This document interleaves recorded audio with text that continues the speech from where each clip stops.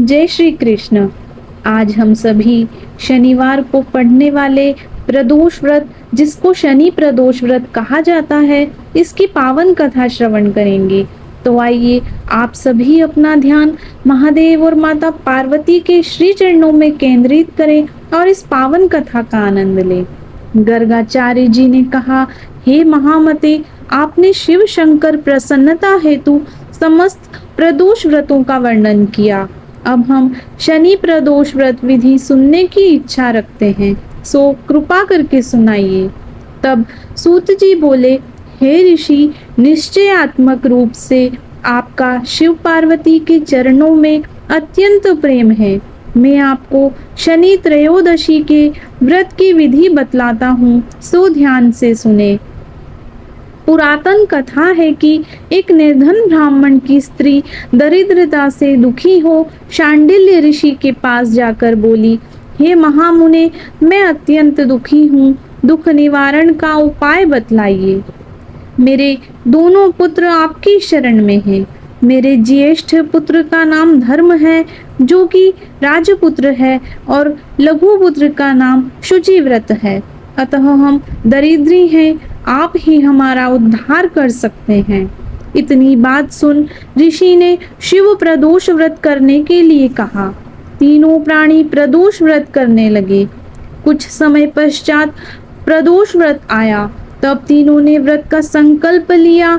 छोटा लड़का, जिसका नाम शुचिव्रत था, एक तालाब पर स्नान करने को गया तो उसे मार्ग में स्वर्ण कलश धन से भरपूर मिला। उसको लेकर वह घर आया। प्रसन्न हो माता से कहा कि माँ, यह धन मार्ग से प्राप्त हुआ है। माता ने धन देखकर शिव महिमा का वर्णन किया। राजपुत्र को अपने पास बुलाकर बोली, देखो पुत्र, यह धन हमें शिवजी की कृपा से प्राप्त हुआ है। अतः प्रसाद के रूप में दोनों पुत्र आधा आधा बांट लो। माता का वचन सुन राजपुत्र ने शिव पार्वती का ध्यान किया और बोला, पूज्य, यह धन आपके पुत्र का ही है, मैं इसका अधिकारी नहीं हूँ। मुझे शंकर भगवान और माता पार्वती जब देंगे तब लूंगा। इतना कहकर वह राजपुत्र शंकर जी की पूजा में लीन हो गया। एक दिन दोनों भाइयों का प्रदेश भ्रमण का विचार हुआ।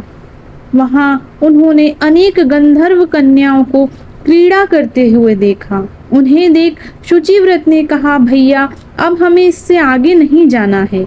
इतना कह शुचिव्रत उसी स्थान पर बैठ गया। परंतु राजपुत्र अकेला ही स्त्रियों के बीच में जा पहुंचा। वहां एक स्त्री अति सुंदरी राजकुमार को देख मोहित हो गई और राजपुत्र के पास आकर पहुंचकर कहने लगी कि हे सखियों, इस वन के समीप ही जो दूसरा वन है, तुम वहां जाकर देखो। भांति भांति के पुष्प खिले हैं, बड़ा सुहावना समय है। उसकी शोभा देख कर आओ। मैं यहाँ बैठी हूँ, मेरे पैर में बहुत पीड़ा हो रही है। ये सुन सब सखियां दूसरे वन में चली गई। वह अकेली सुंदर राजकुमार की ओर देखती रही। इधर राजकुमार भी कामुक दृष्टि से निहारने लगा।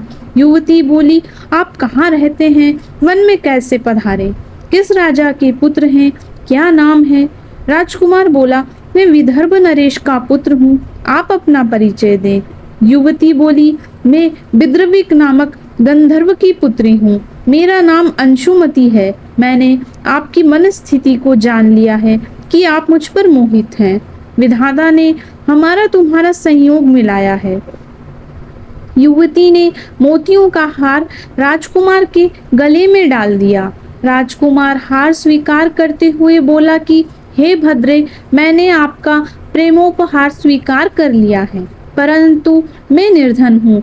राजकुमार के इन वचनों को सुनकर गंधर्व कन्या बोली कि मैं जैसा कह चुकी हूँ वैसा ही करूंगी, अब आप अपने घर जाएं।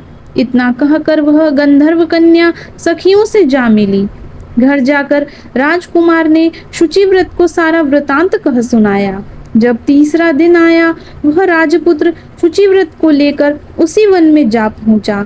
वहीं गंधर्वराज अपनी कन्या को लेकर आए और दोनों राजकुमारों को देख आसन देकर कहा कि मैं कैलाश पर गया था। वहां शंकर जी ने मुझसे कहा कि धर्मगुप्त नाम का राजपुत्र है जो इस समय राज्य विहीन निर्धन है, मेरा परम भक्त है। हे गंधर्वराज, तुम उसकी सहायता करो। मैं महादेव जी की आज्ञा से इस कन्या को आपके पास लाया हूँ। आप इसका निर्वाह करें, मैं आपकी सहायता कर आपको राजगद्दी पर बैठा दूंगा। इस प्रकार गंधर्वराज ने कन्या का विधिवत विवाह कर दिया। विशेष धन और सुंदर गंधर्व कन्या को पाकर राजपुत्र अति प्रसन्न हुआ। भगवत कृपा से वह समयोपरांत अपने शत्रुओं को दमन करके राज्य का सुख भोगने लगा।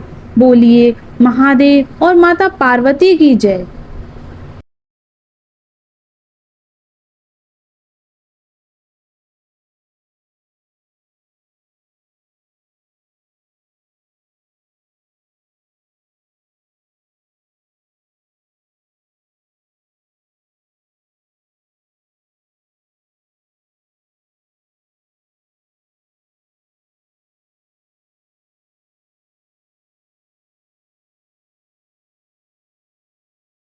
कर दिया।